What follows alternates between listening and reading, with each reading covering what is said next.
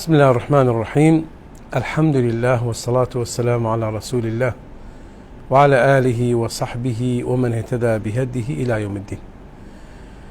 خوشويستان خوشكان وبرياني برز لهر شوينكن. السلام عليكم ورحمة الله وبركاته. أو باسيك قرارة بيشكشي بكين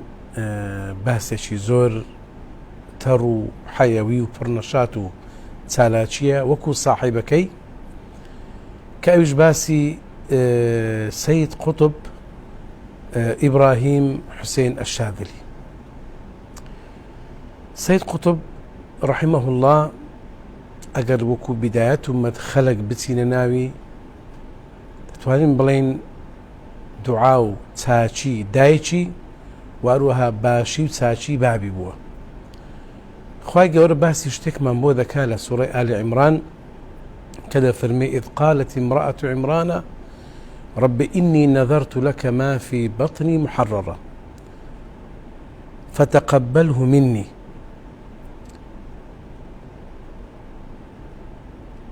فتقبل مني إنك أنت السميع العليم. ئیتر یەک دوعای ئافرەتێک لە شەو وای کرد کە ئافرەتێک لەدایک بی کچەک لەدایک بی کە وەکو عولەما دەفەرمون خوای گەورە ئیتمامی خەڵقی پێ کرد چونکە خەڵق بە 4 مەرحەلە دروست بووە. قۆناغی یەکەمیان بێداک و باب، قۆناغی دووەمین باب هەبوو داگ نەبوو کە حەوا لە ئادەم لەدایک بوو، قۆناغی سێم هەموو خەڵک کە داک و بابی هەیە، قۆناغی چارەم مابوو کەوا دایک هەبی باوک نەبی. ئیمامی غەزالی رحمه الله باز لە ژیانی خۆی دەکات دەڵێ بابم پیاوەکی زۆر فەقیر و کاسب بوو. دەڵێ کاتێک کە دەچوە خزمەت فوقەها و خزمەت عولەما کە دەیدید ئەوانە چەندە خزمەت دەکەن دوعای دەکرد دەگۆ خوایە ڕەبی کوڕەکم بدێ فەقیه و عالم دەربچی. و کاتێک کە دەچوە مەجلیسی وعاظ و مەجلیسی ئەوانەی کە وعز و ئرشادیان دەکرد دەگوت خوایە ڕەبی کوڕە چکەشم بدێ واعز دەربچی. دەرێ سبحان الله خوای گەورە دوو کوڕی دایە، یەکێکیان محەممەد کە ئیمامی غەزالیە ئەو عالمە گەورەی لێ دەرچوو، ئەوی تریشیان ناوی ئەحمەد غەزالی بوو کە واعزەکی وابوو کە دەڵێ بەرد وەکو کوردەواری دەڵێ بەرد لە وعز و ئرشادەکانی دەتاواوە و متەئەسیر دەبوو. سید قوتب رحمه الله ئەو دووشتە بوو. بابی سید قوتب پیاوەکی ناندەر، پیاوەکی خێرکەر، پیاوەک کە هەموو ئاساری پیاوەتی و هەموو ئاساری دینداری تێدا بوو کە بە بەردەوام وەکو سید قوتب لۆ خۆی باز دەکات دەفەرمێ بە بەردەوام بابم لە مناسەبە دینیەکان قاری و قورئانخوێنەکان لەدەهینا و نانی دەدا خەڵک. هەتا سید قوتب رحمه الله دەفەرمێ کەڕەم و ناندەری بابم وابوو ئەرزی زراعیمان زۆر بوو کە پارەی نەدەبا ئەرزەشی دەفرۆشت بۆ ئەوەی فەقەت کەوا نانی خەڵک بدا تا ئاخیری وای لێ هات کە لە کتابی طفل من القەریە باز دەکا دەفەرمێ تا ئاخیری وای لێ هات بابم خانیەکەی خۆشی فرۆشت ئەوەندە کەڕەمی بۆ خەڵکە بوو. بابم پیاوەکی زۆر لە خواترس بوو. سید دەرێ لەبەرەو لە مقدمەی مەشاهد في القیامە لە مقدمەی ئەو کتابەدا دەڵێ ئەو کتابە پێشکەشە بە ڕوحی بابم کە زۆر جار بە عەمەلی دەمدید بابم چەندە لە ئاخیرەت دەترسا و چەندە ترسی ئاخیرەتی هەبوو و زۆر جار بابم دەگریا و ئەمنیش دەچوومە بنجەی داکەم دەمگۆ بابم لۆ دەگریێ دەیگو کوڕم لە ترسی ئاخیرەت دەگردێ. دەڵێ ئەو مەشهەدە لە دڵی من ماوە تا ئەو لەحزەیە کە ئێستام پێگەیشتم. ئەوە موقیفی باب. کاتێک کە کتابی التصوير الفني في القرآن دەنووسی سید قوتب رحمه الله لە مقدمەی ئەو کتابەش دەڵێ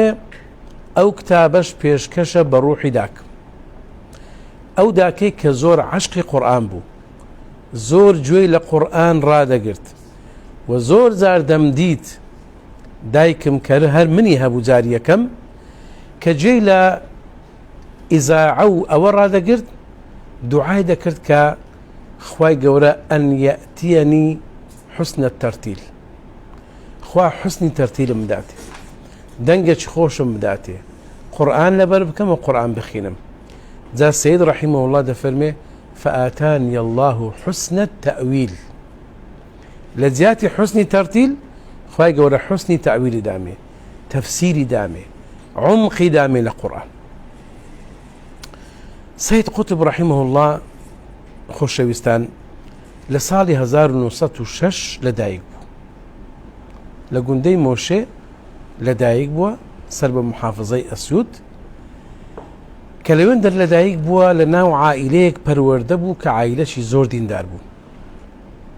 وبتايبتي أو عائلة لروي داتشيوا خلشي مثقف خندواري زور تيدابو. دو خالي هبو كأو دو خالي هردوشان زور خندوار بون وزور تيجيشتي بون وزور معلومات شان هبو لدين. سيد قطب رحمه الله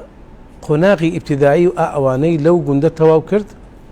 دعي لبو متوسطو ناوندي هاتا قاهرة. لقاهرة سيد قطب رحمه الله آشنابو بخالي كخاليشي اندامقو لحزبي وفد كاو حزب شي جماوري بو ساعة الزغلول دروسي كردبو وهو حزب بنيشي إسلامي تيدابو وهروها مثقف بون زريدان هبو. وخالي سيد قطب رحمه الله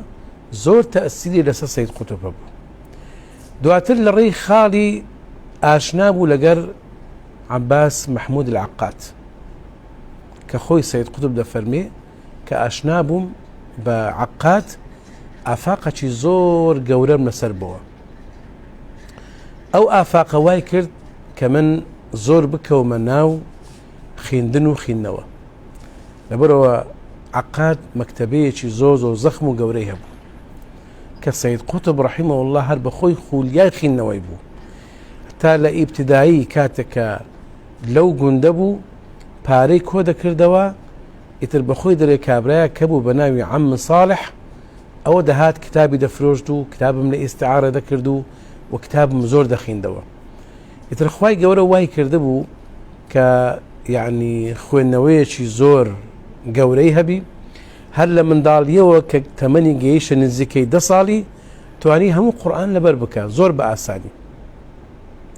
تاوەکو سەید رحمه الله لە كتابكي خوي كباسي خوي لك طفل من القرية دفرمي أو حجريك أمن تيدا لكتاب كان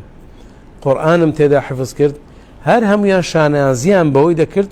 كبماوي شكم أمن قرآن لبر كرد. باشا سيد قطب رحمه الله كاد كدست قاهرة يتر آفاقة يتر عالمة يتر برويدا دبتوا يتر لوين در قناغك دست بيدا كقناغي خوين نوية وكو خوي دلي خوێندنەوەیەکی زۆرم کرد خوێندنەوەیەکی سر لە ڕووی مەزاهیبی مادی ئەو مەزاهیبانەی کە هەبوون کە مەزاهیبی مادی بوون باسی تاریخی بەشەریەتیان دەکرد و باسی مەناهیجی فکریان دەکرد کتابەکی یەکجار زۆر خوێندەوە. ئەو کتابانە ئیتر وای لێ کرد وەکو سەید رحمه الله لە کتێبی معالم في الطريق دەفەرمێ ماوەیەکی زۆر ئەمن کەتمە ناو قۆناغێک کە ئەو بەخۆی ناوی لێنایە ئەڵضەیاع بزربوون کە نزیکەی 15 ساڵ سەید دەڵێ من ناو جێژاوەکی زۆر بزر بوو. لەو فترە زەمەنیە تۆمەتی زۆر درایتە پاڵ سەید بەڵام دکتۆر صلاح عەبدولفەتاح الخالدی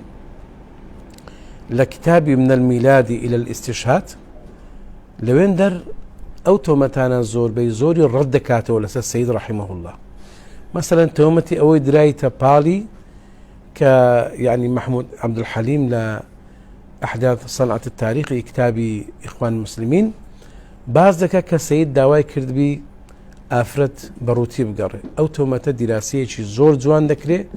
کە دلیلێکی وا مەلموس نییە. وەلەو لاشەوە باس لەوە دەکرێت کە سەید رحمه الله بەرەو ئیلحاد چوو بێ بەڵام لەوێن دەرێ بە وەسائق باز دەکا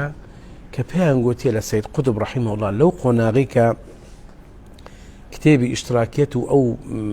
مادیات و ئەو مەبادیە فکریانی زۆر خوێندەوە، کتێبی فەلسفەی زۆر خوێندەوە. پێیان گوتیە هەل تونکر وجود الله، ئایا ئەتوو ئینکاری وجودی خوای گەورە دەکەی؟ سەید وای وەڵام دایەتەوە ئین ئیثبات وجود الله صعب، ثابتکردنی وجودی خوای گەورە قورسە، ولكن إنكار وجوده أصعب، بەڵام کەسێک بێ ئینکاری وجودی خوای گەورە بکە زۆر زۆر قورسترە. لەبەرەوە کاتێک کە دیوانە شعرەکەی دادەنێ ئەشاطی المەجهول، ئەو شعرانە کە من زۆر بەم خوێندیتەوە بەڕاستی هیچ تەتەڕوقێکی تێدا نییە لە بۆ مەسائیلی ئیلحاد و ئینکاری وجودی خوا و ئیتر حتا لە شعرەکەی سخریەت القەدەر کە باس لە کۆمەڵێک مەسائیل دەکا، باز لەو شتانە دەکا کە ئەو پێوە مبتەلا بووە لە ڕووی فکرەوە، وەکو ئیمامی غەزالی ڕەحیمەهو الله. ئیمامی غەزالی کاتێک کە تەعەموقی کرد لە فەلسەفە تاوای لێ هات کتابێکی نووسی بە ناوی مەقاصد الفەلسەفە، مەقاصد، کە دوای کتابێکەکەی نووسی بە ناوی تەهافت الفەلاسفە، یعنی کابراەک بتوانێت مەقاصدی فەلسەفە دیاری بکە، معنی ئەو پەڕی قووەت و ئەو پەڕی هێز و توانێ ئاو کەسەیە. ئیتر سەید ئەلێوێوە ئوسلوبێکی هەبوو کە پێی دەگوترێ ئوسلوب النەقد الئەدەبی، کە مەناهیجی نەقدی ئەدەبی و ئەوانە هەتا کتێبێکی زۆر قەییمی هەیە لەسەر مەناهیجی نەقدی ئەدەبی و زۆر نەقدی دەکرد لە متەوەستە لە کولیا، زۆر نەقدی لاذعی لە ئەحمەد شەوقی گرتیە، نەقدی زۆری لە مستەفا صادق الڕفاعی گرتیە و زۆری تر یعنی کابراکی نەقاد و نەقادێکی زۆر زۆر عەنتیکە بوو. ئیتر ئەوە وای کرد سەید قوتب ڕەحیمەهو الله بێ کە بۆ خۆی باز دەکا بێ پاش 15 ساڵ لە عومری زەیاع هات دیراسەی قورئانی کرد بۆ ئەوەی کەوا بە دیراسەکی نەقدی بێ نەقد نەقدەشی ئەدەبی قورئان بخوێنتەوە. ئیتر هات قورئانی خوێندەوە. ئیتر ئەو بە خۆی باز دەکا کە مەراحیلەکانی حیاتی لە چەند بابەتێک تەئسیری تێ کرد. مەرحەلەی یەکەم ئەو کاتێکەوە چووە ئەمریکا، کە ئەو دەڵێ ئەو سەفەرەی ئەمریکا کە بە پاپۆر و بەلەم چوون ئەوە بیدایەتی تەئسیری خوای گەورە بوو، یاخود تەئسیری بەسیسی ئیمان بوو لە دڵ و دەروونی سەید قوتب. کاتێک کە دەفەرمێ شەوان من بەتەنیا کە ئەو ناوی لێنایە مۆسیقە الکەون، جەم لەو مۆسیقای کەون دەبوو کە دەمدیت هەمووی تەسبیحاتی خوا دەکا، کە دەمدیت هەمووی بە کاروباری خۆی مەشغوڵە. ئیتر ئەوە زۆر تەئسیری تێکردم. ئیتر لەوێوە سەید قوتب ڕەحیمەهو الله کە تووشی ئیمتحانێکی زۆر گەورە دەبی. ئیمتحانی یەکەم کاتێک کە غیرەی ئیسلامی دەزولێ کە بەخۆی باز دەکا دەڵێ مبەشیرەکان نوێژی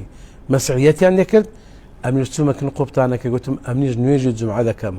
دەڵێ من هەستام خوتبەمدا و نوێژی جومعەم دەکرد و ئاەتی قورئانم دەخوێندەوە. دەڵێ حادیسەک زۆر تەئسیری تێکردم. ئەویش ئەوە بی ئافرەتێکی یوغۆسلافی دانیشت بوو، کاتێک کە ئەمە قسەم دەکرد اعتیادی بوو، کاتێک کە قورئانم دەخوێندەوە ئەو ئافرەتە تووشی هەیەجانێک دەبوو، تووشی حاڵەتێکی نەفسی زۆر عەجیب دەبوو، زۆر تەئسیری تێدەکرد تا جارە گریا. دەڵێ پاش ئەوەی کە خوتبەکەم تەواو کرد ئەو ئافرەتە هاتەکنە من گوتی هەندێک قسەت دەکرد قسەی خۆت نەبوو. گوتم چۆن زانی؟ گوتی با هەندێک قسەت دەکرد دەمزانی قسەی خۆتە، ئەمن عەرەبی نازانم، بەڵام هەندێک قسەت دەکرد دەمزانی ئەو قسانەی خۆت نییە. گوتم ڕاست دەکەی، ئەو قسانەی کە دەمخوێندەوە ئەوە قسەی ڕەب العالەمینە. تر لەوێوە دەڵێ دڵم زۆر جوولە لە بۆ قورئان، زانیم ئەو قورئانە ڕوحیەتێکی تێدایە وأنزلنا إليك روحا من أمرنا، ڕوحەکی تێدایە کاتێک کە ئەو ڕوحە بە جەستەی مردووەکاندا دەڕوا ئەوانە هەموو زیندوو دەبنەوە. گوتی لەو کات و ساتانەدا بیرم دەکردەوە کە من بچمە ئەمریکا ئایا وەکو کەسێک تەڕەف و لەهوو ئەو شەهوەبازی کە ئێستا لەو ئەمریکایە هەیە بەدوو ئەوە بکەم، یا وەکو کەسێک بم بچم دیراسەی وەزعەکە بکەم لە ڕووی ئەخلاق، لە ڕووی دین، لە ڕووی عیلاقات و پەیوەندی کۆمەڵایەتیەکان کە من کابراایەکم لەو مەجالە نووسینم هەیە وشتم هەیە. گوتی لە حاڵەتێکی زۆردا بووم تاوەکو خۆم یەکلا کردەوە کە بەو لایەدا بڕۆم. قلت هر ئەوەندە کە خۆم یەکلا کردەوە هاتمەوە غورفەکەی خۆم خوای گەورەترین ئیمتحان و ئیبتلای کردم ئەوش ئەوە بوو کە ئافرەتەک لە دەرگایدا گوتی بە ئینگلیزی پێی گوتم ئەو شەو من حەز دەکەم لای تو بخەوم گوتی زانیمەوە ئیمتحانێکی ئیلاهیە لەبەر ئەوە ڕەفزم کردەوە و مەجالم نەدایە. ئیمتحانی دووەم سەید کە دەفەرمێ کاتێک کە چوومە ئەمریکا لەوێن دەرێ دیتم لە ڕۆژی شەهیدکردنی ئیمامی بەنا ئەمریکیەکان احتیفالاتی زۆر دەکەن. ئەگەر چی عەلی جومعە و بەعزێک لەو خەڵکانی کە لە مسرن دەرێن نەخێر شتیان نووسێ دەڵێن نەخێر ئەوە ڕۆژی ڤالانتاین بووە سەید قوتب وای زانیا خەڵکەکە لە خۆشی ئیستشهادی ئیمام بەناوا دەکەن بەڵام یعنی قسەکە ئەمە سەیرە گەر کابراەک بەخۆی بڵێ من شاهد عیان ئەوەم دیتیە و باس لەوە کرایە کە ئەوان لەبەر ئیستشهادی ئیمام بەنا و لەبەر ڕۆیشتنی ئەو پیاوە ئەو احتیفالیان کردی ئەو بەخۆی لەوێ شاهد عیان بووە ئەو قسە باز بکە و کەسێکی تر کە لەگەڵی نەبووڕەتی بکاتەوە شتێکی زۆر سەیرە. دەفەرمێ ئەو حادیسەش زۆر تەئسیری تێکردم و حادیسەی سێم کەوە تەئسیری تێکردم جۆندان کە کابرایەکی مستەشرق بوو هات بۆ مسر بەریتانی بوو خۆی کرد بۆ مسلمان بە نیفاقەوە و هەتا ئافرەتێکی مصری مسلمانیشی هینا بوو دەڵێ لە ئەمریکا کەمنی بینی زۆر لەگەڵم بوو و زۆر محاولەی لەگەڵ کردم وەی زانی ئەمن هەر کەسێکی علمانیم گوتی زۆر باسی خەتەری مسلمانان و خەتەری ئیخوان و خەتەری ئیمان بەنای لێ کردم. ئیتر دەڵێ لەوەیەوە منیش بێدەنگ بووم ئەمریکا بە دوو شت ویستیان ئیقوام بکەن باسی نزیکەی زیاتر لە 10 محاولەی ئافرەت دەکا ویستیتان بە ئافرەت بیگرن کە زانیتیان بە ئافرەت پێیان ناگیرێ ئیتر بە کۆڕ و بۆ کۆبوونەوەی فکری و سەقافی ئەو مەسائلانە ئیتر لەوەوە سەید دەفەرمێ من یەکلا بوومەوە زانیم کە ئەوە بەڕاستی باسەکە باسی ئیسلامە باسەکە باسی دینە باسی ئەو عمقە ئیسلامیە کە ئێمە هیتمان بۆیە ئیتر سەید قوتب ڕەحیمەه الله لەوێن دەرێ کە هاتەوە ئیتر ئەوە قۆناغی ڕەحیمەه الله دەست پێ دەکا قۆناغی یعنی بەرەو داوەچوونی کە ئەویش نزیکەی 13 ساڵێکی خەیات کەوا بوو دەتوانین بنێ قۆناغی ژیانی سەید قوتب قۆناغی یەکەمینە قۆناغی ئەدەبیاتە کە ئەدەبیاتێکی نەقدی ئەدەبی زۆر تێدا زەق ببەوە لە مەقالەکانی لە نووسینەکانی و قۆناغی دوم قۆناغی ئیسلامیاتە کە ئیتر دەستی کرد بە نووسینی کتاباتی ئیسلامی کە مەشاهیدی قیامە و تەسویری فەنی و هەروەها مقومات التصور الإسلامي والإسلام ومشكلات الحضارة وخصائص التصور الإسلامي ولسروي مشيانوا في ظلال القرآن. براسي السيد قطب خوشويستان خوشكبراني برس أو شخصيتي كإيسا يعني تزادلتي زوري لسرا لبيني علمانيان لبيني خلشي مسلمان وحتى لناو إسلامي كانش لبيني تيارات تزادلي زوري لسرا هل يكو بنوعك باسي دكا هل يكو بنوعك تانا وتشري لي دام إتر كتابي زور لسر عقائد وسر تيروانين السيد قطب نسرايا كدوات الدين إن شاء الله شتوكا شي باز دكي. المهم سيد كقناغي دومي حياتي دس بيكرد براسي قناغي شي زوزور سخد بو قناغي ببربو لمينتو لناخوشي لباش قضية زباطي أحرار كوش مسألة شي زور دورو ديجا كسيد قطبش بين شباج لقليان بو دواي ليان جدابوا جمال عبد الناصر ئیتر سەید قوتبیان گرت کە نزیکەی 15 ساڵ بەڵام لەبەر ئەوەی زۆر نەخۆش بوو و زۆر نەخۆشی لێبوو نەخۆشی ڕی ئەو ئەوانەی لێبوو ئیتر یعنی بە هەموو شێوەیەک عەمید فوئادەکەیە کە ئەو سەید قوتب و عەبدولفتاح ئیسماعیل و محەممەد یوسف هەواش دەینی لە بۆ غورفەی ئەعدام بەس ئەو دەیانهێنی هەر لە مانجیەکی 2020 لقاءاتي او كابران بيني بياوتي يختار لسل لواري مردن سبحان الله يعني اوهم حقائق قدر بالي سيد قطب هر همي دا قوري هر همي بشيوازك باز دكا كديويت تانا لسيد قطب بدا بلام نقل اوج دا هندق لايان هي بهمو قوتي خوي نيتاني بشارتو كسيد قطب لمردن ترسايا نيتاني بشارتەوە کە سەید قوتب پێش ئەوەی کە شەهید ببی داوای ئەوەی کردێک کە ڕێ بدەن دوور کات نوێژ بکە نەیتانی بشارتەوە کە پێش ئەوەی بەرە و پەتی سێدارەی ببن سەید قوتب زۆر بە سەعادەت و بە خۆشی و بە شەوقەوە بەرەو ئەو مردنە دەچوو کە خۆ بەخۆی دەڵێ من تەعەجوبم کرد نەیتوانی ئەوە نەبشارتەوە بەڵام زۆر دابەزیە سەری بەهۆی دەیگوت حاقدا بەهۆی دەیگوت نازانم چییە ئیتر سەید قوتب ڕەحیمەه الله يعني بەشێک لەو شخصیەتەی کە هەی بووە ئەو بەخۆی ناوی لێ نایە العلو الإيماني کە دەفەرمێ وعشت في ظلال القرآن أنظر من علو إلى الجاهلية لعلوة إيماني تباشای زاهیدیت دەکا سەید قوتب ڕەحیمەه الله چەند شتێکی لێ کۆ بووبەوە لە ڕووی شخصیەتەوە کەمە بیزارین ئەوش خاڵ یەکەم ئەوەیە سەید قوتب ڕەحیمەه الله يعني جەوەکی دینداری عائلی تێدا کوبەوە خاڵی دووەم ئەو ئوسلوبە نەقدیەی تێدا کوبەوە و خاڵی سێیەم ئەو ئیسلامەتی تێدا کۆبووە هەر کە داخیلی ئەو جەوە ئیسلامی بوو یەکسەر بە تەعزیب و بە سجن و بەو شتانە دەستی پێ کرد ئیتر لەوە بەعزێک لە هەندێک شوێن سەید قوتب ڕەحیمەه الله کە هەندێک ئەفکاری باز دەکا و هەندێک شت باز دەکا و لە هەندێک بابەت احتیمالی هەیە وەکو بەشەرێک دەربچی وەکو بەشەرێک احتیمالی هەیە دەرچوونی هەبی لە بابەتەکان ئیتر یعنی نەقدی زۆری لەو بابەتە لێ دەجرێ بەڵام بەڕاستی خوشکان و برانی بەڕاست ئێمە هەر کەسە کە ئەگەر بمانەوێت دیراسەی نیتازاتی بەرووبوومی فکری ئەو کەسە بکەین پێش ئەوە دەبی ژیانی بخینینەوە دکتۆر شەوقی ضەیف کە کابرایەکی ئەدیبەکی زۆر زەرکەورەی مسریە منهەجێکی زۆر جوانی هەیە دەڵێ هەر شاعیرێک ئەگەر ویستێت شعری بخینیەوە پێشەوەی شعری بخینیەوە ژیانی بخینەوە لە ئەسنای ژیانی لە ڕووی ئیجتیماعی کۆمەڵایەتی سیاسی اقتصادی ئابووری ئەزەمات لەوێوە ئەتولۆت بە دیار دەکەوێت ئەو کابرا لە شعرەکان تعبیر لە چێ دەکە بۆیە خاڵەشی زۆر گرنگ هەیە دەمەوێت لێرە ئیساری بکەین ئەویش قەزیەی الحاکمیە والجاهلیە قەزیەی حاکمیەت يعني وەکو شيخ ئەلبانی ڕەحیمەه الله کە لە محازەڕەشی لە ساڵی 93 محازەرە چەند جاری جێمدایتێ یەک زۆر نەقد لە سەید قوتبی وەردەگری و دەڵێ باسی وحدەت الوجود دەکا و کۆمەڵێک لەو بابەتانە ئەو بە ئوسلوبەشی جوان دەڵێ نەخێر سەید قوتب تۆزێک يعني لە مستەڵەحاتی ئیسلامی زۆر عالم نەبووە وەقتی نەبووە پێڕابگا و کابرایەکی ئەدیب بووە و ئەو ئوسلوبیەی ئوسلوبەکی ئینشائیە کە فی زلالی پێنووسیتەوە ئوسلوبی ئینشایی و خەبەری هەیە ئوسلوبەکی ئینشایی نووسیتەوە لەبەرەوە هەندێک کەلیمات کە يعني دەیڕوێنی ئەمە دەبی يعني بزانین ئەوە مەبەستی نییە وەکو هەتا ئیبن عوثەیمین ڕەحیمەه الله کە لێی دەپرسن دەرێکاکە کەمترین شت کە لە تەفسیری سوورەی قل هو الله و لە تەفسیری ئايات الصفات کەمترین شت ئەوەیە کە ئەمە تێبگەین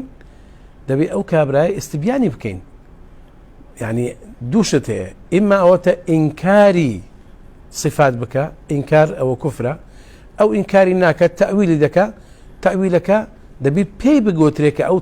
تەویلەشی فاسدە ئیتر کە نمایەتر ئەوە عذره معه عذرەکە لەگە خۆی برتەوەکەن رب العالمین بۆیە هەمویان ابن باز رحمه الله ابن عثيمين ابن ئەلبانی رحمهم الله هەموو ئەوانە کە باسی دەکەن دەرێن رحمه الله کابرایەک بۆ دەڵێن جیهادی بووە جا ئەلبانی دەفەرمێ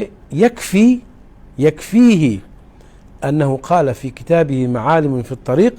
لا إله إلا الله منهج حياة هذا وندي كافية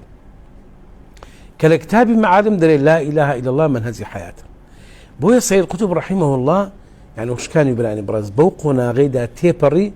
يعني قناغي شي زوز وسخد بو كاسيتك يا الشيخ كوشك رحمه الله كلا سزني ترى بيك وسزن بنا ولو نيديت يا سيد قطبي نيديت يا بلام ضل من معلومات من السري هبو كاتك و لا سزن شي انفرادي سزن يا كردبو ولا سزنك بو او شتي سزنكي بيوندر دا دروي بيسايا كان دائما تربو او سزنا و سزنا پرديشان بيدا دابو ولا زستانيش دا گرمايان لبو بينا دكرت كوملق نخوشي لزختو لسكري ولا سيل ولا رئة وانا زوري لكوبوا جاء الشيخ خوشي رحمه الله دفرمي حتى لكاتي محكمي كداوي آوي كردي آوي الندايا داوي أوي كردي كدابنيشي ڕێیان پێ نەدایە دابنیش. ئیتر ئەنواع و ئەشکال عەزابیاندایە. ئەو عەزابێک کە دایتیانە سەید قوتب ڕەحیمەهو الله هەندێکی هەر باز ناکرێ، یعنی ئێستا ناتوانین لێرە باسی بکەین، چونکە عەزابەکە ئەوەندە قێزەوەنە هیچ ئینسانێک ئەو عەزابە بۆ ئینسانێک نادا. ئەو ئینسانە مەهما کان چێبی ئەقل لەها کوشتنە و ئینسان دەیکوژی. بەڵام ئەوان بەڕاستی ئەنواع و ئەشکال بەس لە بۆی کەوا نەفسیەت و عیزەتی ئەو کابرایە بین نەخوارێ، بەڵام نەیانتوانی. سبحان الله، نەیانتوانی ئەو عیزەتە ئیمانیە بین نەخوارێ. بۆیە سەید ڕەحیمەهو الله بعضێکی زۆری کتاباتی ئیسلامی يعني لە سزن نووسی، حتى عبد الله عزام رحمه الله لفرمي كاتك كأو كتابي نوسي المستقبل لهذا الدين. مستقبل لبو إسلام لبو أو دينه ضل أو كتابه مخين دوا قوتم أو عبد الله عزام بخوي ضله ضل قوتم رحمك الله يا سيد خوار رحمة بيبك يا سيد أتو يساوى لسزني ضل لو قاهرة يا دقمن أتو محجبة دديت ضل مستقبلي تسي لبو إسلام كأو كاتب ضل من طلبي أزهر بوم بلان ضل باش تنصالة شي بيسو ديتم كوا أو قاهرة رأسا على عقب أو هم محجبة أو هم خلق مسلمانا أو هم جنزة حافظة أو هم جنزة خلياي دينو خلياي دعوية أو زل لي سيد مبابيلها تو قلتم رحمك الله سيد والله تنبؤ كتير زور باشتر زور بي كتابة كان يعني الشازد زوي لدروي سزن نسيبو باقي تري أجزاء كان نزيكي تارده جزء يتر أول ناو خستخانة نوسي كزورتريني أولش كدوريان هبو حميدو أمينبون أو دو خشكي كوانا هاتن دهاتن بريان لو دهنا لخستخانة لبركات دنيوسيو دواتل دان شار دو دان بردو دريو يتر بلاويان ذكر دوا يعني أوانا دورش زوريان هبوا لوي كوا سيد قطب رحمه الله وكو إنسانك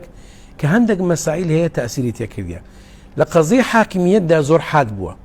يتر هندق آرائي هي احتمال هي مخالفين نصوص علماء بي أو اشتشي زوز الآسائية. أما لقصلي قضية الجاهلية كمجتمعي بزاهلية زانية ولو بابتانا